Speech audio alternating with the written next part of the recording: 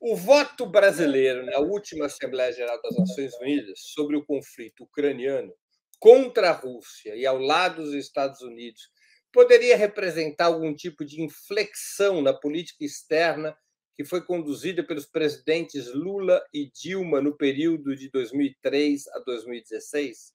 Ao lado de seguidas declarações do chanceler Mauro Vieira, simpáticas à aliança liderada pela Casa Branca em vários temas, o Brasil poderia estar escolhendo um rumo geopolítico que eventualmente criaria problemas, colidiria com o bloco comandado pela coalizão entre Pequim e Moscou? Olha, Breno, não se trata nem de mudar uma orientação dos governos do PT. Na minha opinião, você está tendo um flerte com uma mudança de orientação da política externa brasileira dos últimos 60 anos. Né?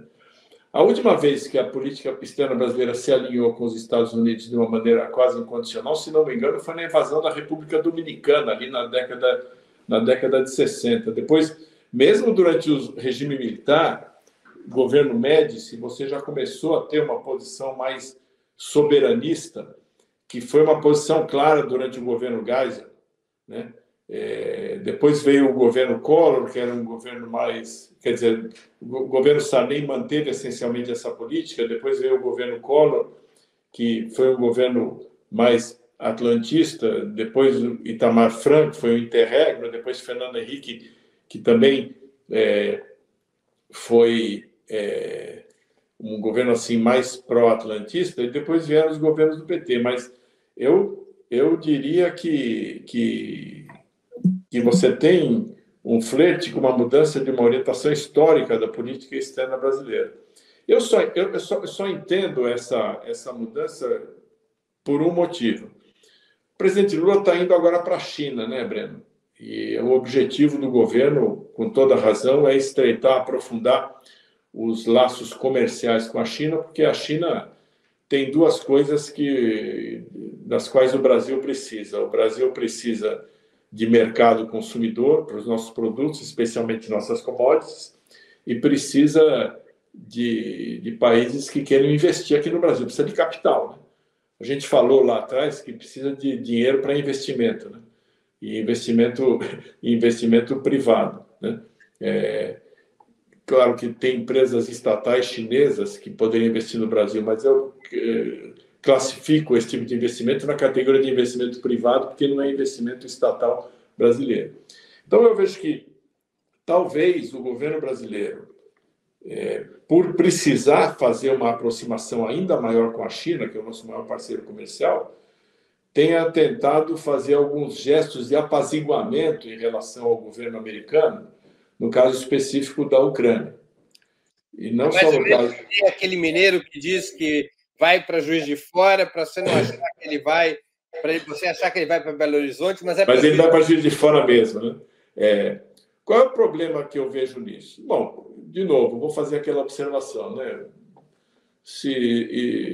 O Itamaraty é uma das áreas mais profissionalizadas do Estado brasileiro. Desculpa te interromper, é uma das áreas mais profissionalizadas, mas, digamos assim, causou espécie a declaração do Mauro Vieira, eu até pedi para a produção colocar na tela, dizendo que o Brasil acataria a decisão do Tribunal de Haia e que, se o Putin viesse ao Brasil, ele teria complicações.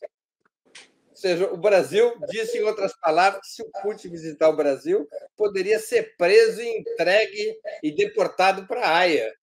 Não é exatamente muito profissionalismo isso, não?